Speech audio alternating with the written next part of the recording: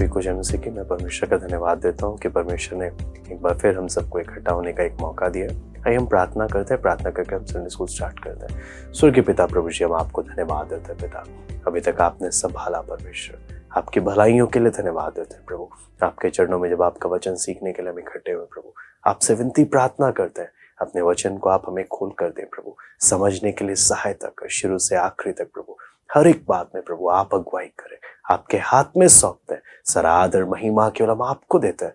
प्रार्थना प्रभु यीशु मसीह के नाम से मांगते हैं, आमीन। मैं उम्मीद करता हूँ आप लोग बाइबल लेकर आए हैं, बाइबल लेकर बैठे होंगे। हम आज संडे स्कूल में लूका रचित सुसमाचार उसका दूसरा अध्याय उसका 1 से लेकर 7 की घटना को हम देखेंगे। तो यहाँ पे लिखा है, उन दिनों में औगुस्तुस कैसर की ओर से आज्ञा निकली कि सारे जगत के लोगों के नाम लिखे जाएं। ये पहली नाम लिखाई उस समय हुई जब क्विरिनियुस सीरिया का हाकिम था। सब लोग नाम लिखवाने के लिए अपने अपने नगर को गए। अतः यूसुफ भी इसलिए कि वो दाऊद के घराने और वंश का था, गलील के नासरत नगर से यहूदिया में दाऊद के नगर बेतलहम को गया कि अपनी मंगेतर मरियम के साथ जो गर्भवती थी नाम लिखवाए। उनके वहां रहते हुए उसके जन्ने के दिन पूरे हुए और वो अपना पहलौठा पुत्र जनी और उसे कपड़े में लपेटकर चरनी में रखा, क्योंकि उनके लिए सराय में जगह ना थी। यहाँ पर जब हम देखते हैं परमेश्वर के वचन में, तो हमें क्या चीज समझ में आता है कि अगस्तुस कैसर, या जब हम देखते हैं अगस्तुस सम्राट जो था, उसने क्या किया, एक आदेश, एक घोषणा निकाला। अगस्तुस कैसर जब बोलते हैं, ये सम्राट है जो राजाओं के ऊपर, मतलब एक राज्य का राजा नहीं है, पूरे काफी दुनिया के कई भागों पर जिसकी हुकूमत चलती है उसको हम बोलते हैं सम्राट। तो यहाँ पर जब हम बोलते हैं अगस्तुस कैसर, उस समय पूरी दुनिया में, लगभग पूरी दुनिया में क्या कर रहा था, सिकंदर के बाद पूरी दुनिया पर शासन करने वालों में था रोम, और रोम में सम्राट कौन था उस समय में, अगस्तुस कैसर। तो यहाँ पर जब देखते हैं अगस्तुस कैसर ने एक घोषणा की। क्या घोषणा की? सब कोई अपने पूर्वजों के नगर में जाकर क्या करे, अपनी जनगणना में अपना एक एक नाम लिखवाए। तो यहाँ पर जब देखते हैं, बेशक दुनिया में उस समय में अगस्तुस कैसर का राज्य चल रहा था, आपको मालूम है, तब भी सिंहासन पर परमेश्वर ही विराजमान है जो पूरी दुनिया पर प्रभुता कर रहा। मरियम और यूसुफ नाजरत में रहते थे, और लेकिन जरूरी था कि मरियम और यूसुफ बेतलहम में आए, क्योंकि यीशु मसीह का जन्म किधर होना था, बेतलहम में होना था। इसलिए अगस्तुस कैसर को मालूम नहीं ये क्या घोषणा निकाल रहा है, लेकिन अगस्तुस कैसर को कंट्रोल कौन कर रहा था, परमेश्वर कर रहा था। परमेश्वर ने अगस्तुस कैसर के द्वारा, अगस्तुस अनजाने में परमेश्वर की इच्छा को क्या कर रहा है, पूरा करते हुए क्या बोलता है, सब अपने किधर जाएं, अपने पूर्वजों के नगर में जाकर क्या करे, अपना नाम लिखवाए। तो यहाँ पर जब देखते हैं यूसुफ और मरियम 80 मील दूर, अगर वचन में जब हम देखते हैं 80 मील दूर यात्रा कर कर वो क्या करने गए, अपना बेतलहम की ओर वो लोग गए, नाजरत से बेतलहम की ओर गए, ताकि परमेश्वर के वचन का पालन हो। अगर रोम के इतिहास को जब देखते हैं तो रोम हर 14 साल में मिलिट्री या टैक्स, इन दोनों के विषय में क्या करता था, हिसाब रखता था। उस समय क्या होता था, प्रत्येक यहूदी पुरुषों को क्या करना पड़ता था, अपने पिता के घर की और गांव में जाना पड़ता था, और अपना नाम क्या है, ऑक्यूपेशन या आपका काम धंधा क्या है वो बताना है, और आपके पास कितनी जायदाद है, और आपका परिवार में कौन कौन है, ये सारी बातें उन्हें क्या करनी पड़ती थी, लिखवानी पड़ती थी। वचन में जब देखते हैं कि पहली बार जनगणना शुरू हुई, और उसके बाद जब हम देखते हैं हर साल, हर 14 साल में क्या करता था रोम, ऐसे ही करता था। जब मरियम ने बोला कि प्रभु तेरी दासी को तेरे वचन के अनुसार ऐसा ही हो, जैसा तू चाहता है वैसे ही, जब स्वर्गदूत ने आकर बोला था तेरा एक पुत्र होगा, तो मरियम ने इसको क्या बोला था, तो परमेश्वर की दासी को परमेश्वर के वचन के अनुसार होने पाए जो परमेश्वर चाहता है। तो जैसी मरियम ने अपने आप को परमेश्वर के हाथ में सौंपा, मरियम के जीवन में परमेश्वर की दिव्य योजना, वो भविष्यवाणी क्या होने लगी, पूरी होने लगी। परमेश्वर ने वायदा किया था कि जो उद्धार करता होगा वो इंसान होगा, ना कि स्वर्गदूत, जिसके बारे में उत्पत्ति 3 का 15, इब्रानी 2 का 16 में भी आप क्या कर सकते हो, पढ़ सकते हो। और फिर बोला था वो यहूदी होगा, कोई अन्य जाति नहीं होगा, जिसके बारे में उत्पत्ति 12 का 1 से 3 में, फिर गिनती 24 का 17, इन सब में हम वचन में देख सकते हैं। फिर बोलते हैं वो यहूदा के गोत्र से आएगा, उत्पत्ति 49 का 10 में हम पढ़ते हैं वो, है ना। फिर उसके बाद जब देखते हैं दाऊद के घराने से आएगा, उसके बारे में 2 सैमुअल 7 का 1 से लेके 17। मैं आपको एक एक आयत क्यों बता रहा हूं, जो हम बोल रहे हैं उसको वचन में हम देख सकते हैं परमेश्वर ने पुराने नियम में कैसे कैसे वादा किया, और वो सारी बातों को परमेश्वर नए नियम में प्रभु यीशु मसीह में वो भविष्यवाणियों को कैसे पूरी कर रहा है। वचन में परमेश्वर ने बोला था वो कुंवारी के द्वारा जन्म लेगा, यशाया 7 का 14 में हम पढ़ सकते हैं, और बोलता है बेतलहम में दाऊद के घराने में क्या होगा, दाऊद के घर बेतलहम में उसका जन्म होगा, मीका 5 का 2 में। तो यहां पर हम देखते हैं ये सारी भविष्यवाणी, ये सारी बातें को अनजाने में सम्राट कैसर, है ना, अनजाने में परमेश्वर की उस बातों को क्या कर रहा है, पूरा कर रहा है। इसीलिए आपको मालूम है A.T. पियर्सन प्रभु के दास बोलते हैं हिस्ट्री हिज स्टोरी, इतिहास उसकी कहानी है, परमेश्वर की कहानी है। और आगे जब हम देखते हैं कि प्रेसिडेंट जेम्स गारफील्ड आपको मालूम है क्या बोलते थे, वो बोलते थे कि जो इतिहास को जब देखते हैं ना, वो परमेश्वर की भविष्यवाणी की पूरी हुई बातों को दिखाता है। यदि आपको मालूम है, यदि परमेश्वर हमारे जीवन को कंट्रोल करने लग जाए, सारी बात है, जब परमेश्वर हमारे जीवन को कंट्रोल करने लग जाए तो आप हैरान रह जाएंगे कि आप इतिहास में किस प्रकार परमेश्वर की इच्छा को क्या कर रहे हैं, पूरा कर रहे हैं। तो इसलिए आपको मालूम है यिर्मयाह 1 का 12 में क्या लिखा है कि परमेश्वर ध्यान देता है कि जो परमेश्वर ने बोला वो पूरा होकर ही वापस आए। परमेश्वर जो बोलता है वो कभी भी, आप कई बार हम कुछ बातें बोल देते हैं और वो कभी पूरी नहीं कर पाते, है ना। हम कुछ वादे भी कर देते हैं लेकिन कभी निभा नहीं पाते। लेकिन आपको मालूम है परमेश्वर जब कुछ भी बोलता है उसको परमेश्वर पूरा करता है। ये परमेश्वर के जीवन का हम एक बात हम देखते हैं। मरियम और यूसुफ, यहाँ पे जब हम पढ़ते हैं ना, तो यहाँ पे लिखा है कि मरियम और यूसुफ के विषय में जब हम पढ़ते हैं तो वहां पे लिखा है यूसुफ अपनी मंगेतर मरियम को जो गर्भवती थी नाम लिखवाने के लिए लेकर गया। यहाँ पर अभी तक इनकी शादी नहीं हुई, मंगेतर है मरियम, और क्या करके गया, लेकर गया। और आपको मालूम है, अगर आप ध्यान से जब हम लोग पढ़ते हैं ना, तो हमें एक बात समझ में आएगा कि रास्ता 80 मील यात्रा, ये लोग अमीर लोग नहीं थे। मैंने आपको पिछले क्लासेस में भी बताया कि गर्भवती भी है मरियम और गरीब है, दोनों के दोनों। कोई रथ नहीं है, कोई बड़ी अच्छी सुविधा नहीं है। कुछ लोग का मानना है गधे में वो लोग जा रहे होंगे। बहुत ही कठिनाई से 80 मील यात्रा, एक गर्भवती होने के साथ साथ जब जाने, कितना मुश्किल सफर था। लेकिन आपको मालूम है फिर भी वो आनंदित थे। क्यों? वो परमेश्वर की इच्छा को अपने जीवन में क्या कर रहे थे, पूरी कर रहे थे। और यहाँ पर जब देखते हैं वचन में, जब हम आगे पढ़ते हैं तो वचन में जब उसके हम घटना को पढ़ते हैं तो यहाँ पे लिखा है यूसुफ भी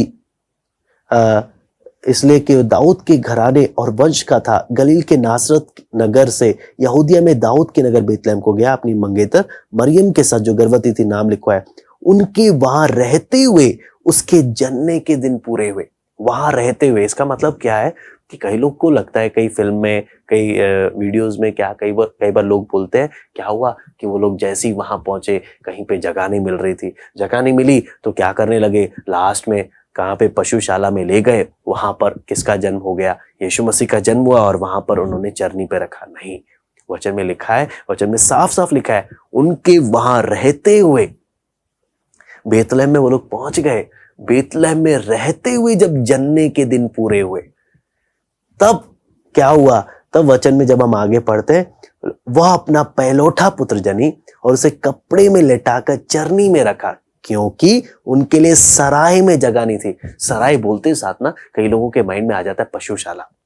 अंग्रेजी में जब देखते हैं तो वहां पर क्या लिखा है? नो रूम, नो प्लेस या नो इन।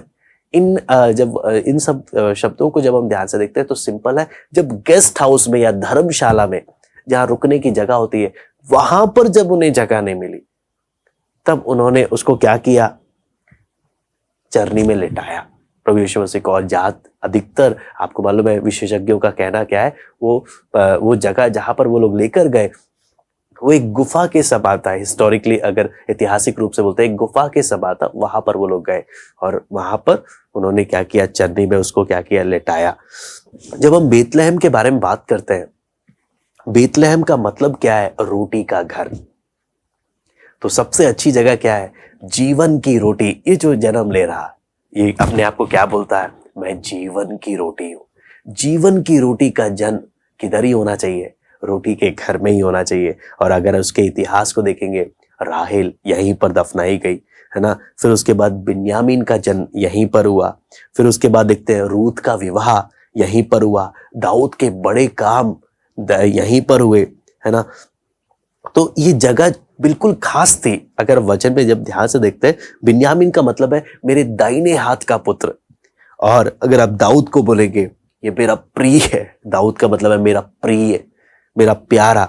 और ये दोनों ही नाम के अर्थ किस पे लागू होते हैं, प्रभु यीशु मसीह पिता का प्रिय इकलौता पुत्र था और पिता का दाहिना हाथ, है ना।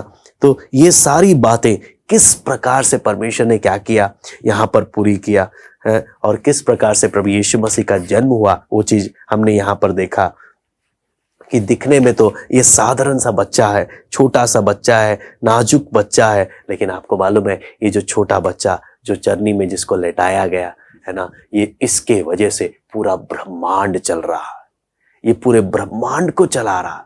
हमने कितना एक अद्भुत बात है, हमें दुनिया के इतिहास में वचन बोलता है ये एक भेद की बात है।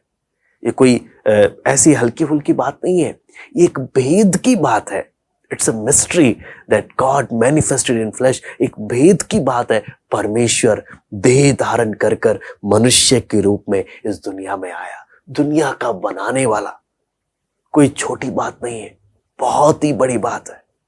लोग परमेश्वर कौन है नहीं जानने के कारण कई बार इस बात को हल्के में ले लेते हैं, लेकिन जो परमेश्वर को जानने लगते हैं उनके लिए कितना एक हैरानी की बात है।